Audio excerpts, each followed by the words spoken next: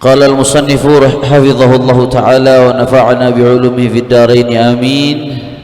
وإني مع اعترافي بالعجز والتقصير واتصاف بالجهل وعدم التشمير أحرض إخواني من أهل البيت الطاهرين خصوصا وسائر المؤمنين عموما على التمسك بطريقة هؤلاء السادة المهتدين والأئمة المقتدين نفعنا الله بهم في الدنيا والدين. وقد قال سيدنا الإمام قطب الإرشاد غوث العباد البلاد الحبيب عبد الله بن علوي الحداد رضي الله عنه محرضا على السلوك في تلك المسالك: خليلي هل من مسعد منكما على سلوك سبيل دارس وخفية تأخر عنها الأكثرون وأعرضوا لما علموا في قطعها من مشقتي. فعلينا معاشر الإخوان أن نضع أقدامنا على مواضع أقدامهم ونمشي على ما مشوا عليه في إحجامهم وأقدامهم، فإن طريقته مبنية على 3 خصال: لزوم الكتاب واتباع السنة والاقتداء بسلف الأمة، وذلك هو الصراط المستقيم المشار إليه في قوله تعالى: وأن هذا صراطي مستقيما فاتبعوه ولا تتبعوا السبل فتفرق بكم عن سبيله ذلكم وصاكم به لعلكم تتقون. Nah. Kemudian di sini muallif Al-Habib Zain bin Ibrahim bin Sumayd hafizahullah mendorong dan memotivasi kita setelah menjelaskan apa saja pilar 5 pondasi 5 pondasi Tariqah Sadah Al-Alawiyah, itu al-ilm wal-amal wal-ikhlas wal-khawf wal-wara' wal-khawf wal-ikhlas. Masih ingat gak tuh? Apa saja 5 pondasi Tariqahnya para habaib?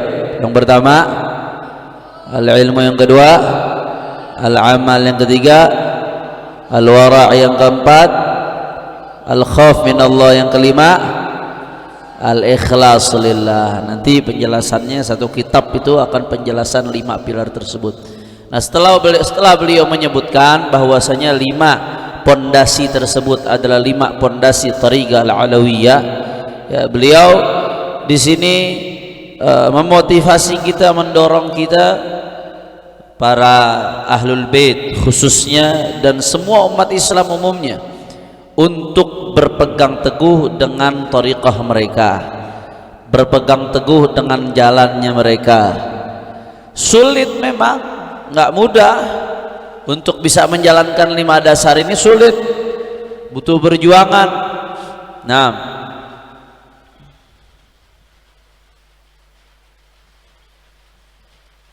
makanya Imam Al-Haddad dalam syairnya sampai mengatakan: khalilayya hal min mus'idin minkuma ala suluki sabilin darisin wa khafiyati ta'akhkhara anha al-aktharuna wa a'radu lima alimu fi qat'iha min masyaqqati. Wahai sahabatku, adakah di antara kalian yang ingin menggembirakan dirinya, yaitu di dunia wal akhirah, dengan menempuh jalan yang sudah banyak ditinggalkan serta tidak nampak ini? Apakah ada di antara kalian yang ingin menggembirakan dirinya di dunia akhirat dengan menempuh jalan yang sudah banyak ditinggalkan ini? Yang banyak mereka berpaling dari jalan tersebut karena mereka tahu jalan ini tidak mudah tapi sulit, karena hasilnya mendapatkan kebahagiaan di dunia wal. Nggak ada, al-jannah mahibala, surga nggak gratis. Ya, kalau surga gratis semua orang masuk surga, tapi al-jannah mahil balash. Ya, al-jannatu huffat bil makarih wan naru huffat bis syahawat. Tuhuffatil jannatu bil makarih wa huffatin naru bis syahawat. Jalan menuju surga itu dikelilingi dengan hal-hal yang nggak enak. Lagi tidur enak-enak mesti bangun subuh. Ya, huffatil jannatu bil makari wa huffatin naru bisyahawat. Jalan menuju surga itu dikelilingi dengan hal yang enggak enak, capek. Walaupun nanti kalau dia udah sampai kepada hakikat ma'rifat kepada Allah, hal yang dianggap capek oleh orang biasa akan dianggap kenikmatan baginya. Orang kalau udah merasakan nikmatnya halawatul ibadah, baca Quran yang dianggap oleh sebagian orang hal yang mungkin membosankan. Buktinya apa? Orang nggak kuat baca Quran lama-lama. Sholat malam yang mungkin dianggap susah oleh sebagian orang bangunnya, capek. Tapi kalau sudah sampai pada tingkatan ma'rifah mengenal Allah Subhanahu wa taala, merasakan halawatul iman, lezatnya iman, itu jadi sebuah kenikmatan. Tapi basicnya, dasarnya capek, butuh mujahadah, butuh pembiasaan. Huffatin naru bisyahawat. Ya, tapi sebaliknya, untuk jalan menuju neraka dikelilingi dengan hal-hal yang syahwat, hal-hal yang bersifat kenikmatan. Ahlan, fadhol Dr. Marwan Batubara, ahlan wa sahlan. Naam. Salam. Kira-kira jelas atau tidak?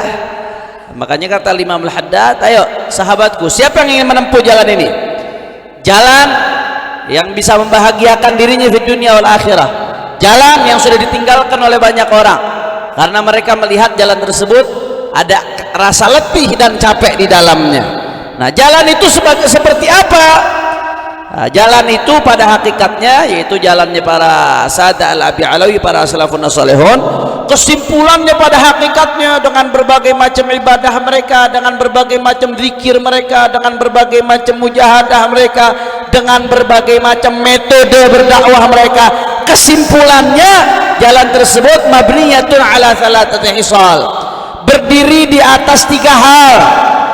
Apa 3 hal tersebut? Luzumul kitab, senantiasa berpegang teguh kepada Al-Quran. Nggak ada jalan mereka, nggak ada yang menyimpang dari Al-Quran, saudara. Kalau ada yang mengaku ngikutin jalan tarikahnya para habaib kemudian menyimpang dari Al-Quran, bohong, dusta. Itu penyimpangan yang keluar dari metode sesungguhnya. Jelas atau tidak? Nggak boleh, saudara. Kata Imam Al-Haddad, wa ma fi tariqil qaumi bid'an wal intiha mukhalafatun li syar'i fasma wa ansiti. Wa ma li tariqil qaumi bid'an wal intiha. Jalannya mereka para orang-orang soleh baik di permulaan atau di puncak. Kadang-kadang kan sekarang ada orang ngaku wah ma'rifat, udah di puncak akhirnya ngelanggar syariat dengan dalil ma'rifat. Ngelanggar syariat dengan dalil saya udah nggak terikat dengan syariat, bohong, dusta. Kata Imam Al-Haddad, jalannya mereka orang-orang soleh dari mulai permulaan sampai di ujung, dari hulu sampai hilir, jalan-jalannya mereka terikat dengan kitab Allah dan sunnahnya baginda Nabi besar Muhammad. Makanya kata Syekh Abdul Qadir Jilani, apa kata Syekh Abdul Qadir Jilani, ya, kullu haqiqatin atau kullu haqiqatin lam tashhad laha syari'ah fahiya zandaqah. Tir ila al-haq bi janahil kitab wa sunnah. Fa kullu haqiqatin lam tashhad laha syari'ah fahiya zandaqah. Kamu kalau mau sampai kepada Allah, dapat ridha Allah, terbanglah dengan sayap Al-Quran dan sunnah. Apapun jalanmu, apapun tariqahmu, apapun zikirmu, apapun mujahadahmu, harus berdasarkan Al-Quran dan sunnah. Ini omongan Syekh Abdul Qadir Jilani. Nah, jangan ngaku-ngaku tasawuf tapi meninggalkan Al-Quran dan sunnah lah. Tapi melenceng dari Al-Quran dan sunnah, dusta. Karena kata beliau apa? Fakullu haqiqatin, setiap hakikat lam tashhad laha syari'ah fahiya zandaqah. Nah, megang kitab ditulis, dicatat. Fakullu haqiqatin, kata Syekh Abdul Qadir Jilani, lam tashhad laha syari'ah fahiya zandaqah. Setiap yang diklaim sebagai hakikat akan tetapi tidak punya dasar di dalam syariat, fahiya zandaqah. Maka sebetulnya itu bukan hakikat, akan tetapi zandaqah, zindiq. Zindiq itu apa? Islamu zahir wa kufrul batin. Zahirnya Islam tapi batinnya kufur. Jelas atau tidak? Nah, jadi jalannya mereka orang-orang soleh mabniyatun ala thalathi khisal, terbangun di atas 3 perkara. Yang pertama apa? Luzumul kitab, mengikuti Alkitab, Al-Quran, ya, wattiba'us sunnah, yaitu mengikuti sunnah. Dan yang ketiga wal iqtida bisalafil ummah, yaitu mengikuti suri tauladan yang ditunjukkan oleh salafun saleh. Itu tiga intinya jalannya, saudara. Ini 3 pondasi jalannya mereka, ini 3 pondasi tariqahnya mereka, ini 3 sumber masadir, 3 sumber ya, metode-metode yang mereka bawa dengan berbagai macam perbedaan di dalamnya. Selama bersumber kepada 3 ini, insyaallah fahuwa alal haq. Tapi kalau melenceng dari tiga ini, hati-hati, mesti dilihat dulu, mesti di cross check dulu. Jangan kita tertipu dengan mazahir, jangan kita tertipu dengan sesuatu yang luarnya kelihatannya wow, tapi melenceng dari tiga ini, maka perlu dicek lagi kebenarannya. Na'udzubillah min. Kira-kira jelas atau tidak? Jelas atau tidak? Kalau begitu jawab yang kompak. Tadi jalannya seorang orang soleh dibangun atas tiga dasar. Yang pertama apa saja?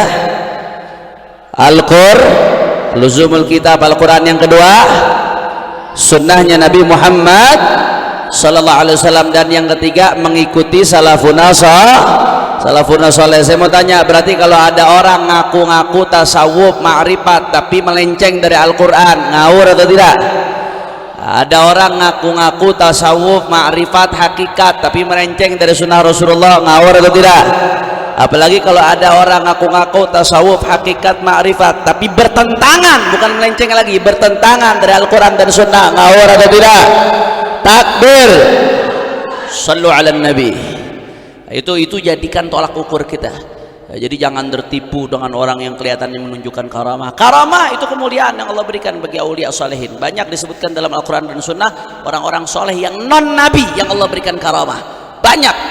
Banyak kejadian itu di Al-Quran. Ada apa namanya, ada Siti Maryam yang Allah subhanahu wa ta'ala muliakan dengan karamah, bagaimana diceritakan panjang lebar di surat Maryam. Dan ada banyak kejadian-kejadian karamah yang lainnya di dalam sunnah. Hadisnya Nabi SAW juga banyak kejadian karamah. Bagaimana ada anak kecil masih bayi sudah berbicara. Ada beberapa bayi dalam hadis sahih yang dari masih kecilnya sudah berbicara. Ada karamah.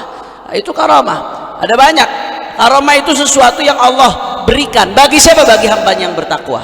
Makanya kalau ada seseorang yang menunjukkan sesuatu yang kelihatannya wow, keluar khariqul ada, di luar daripada kebiasaan, lihat dulu amalnya dia sesuai Al-Quran sunnah atau tidak. Amalnya dia berdasarkan Al-Quran dan sunnah atau tidak. Kalau amalnya berdasarkan Al-Quran sunnah, orangnya patuh ketaatan kepada Allah, yang wajib dijalankan, yang apa namanya haram ditinggalkan, yang sunnah dijaga, oh berarti itu karamah, dia orang soleh.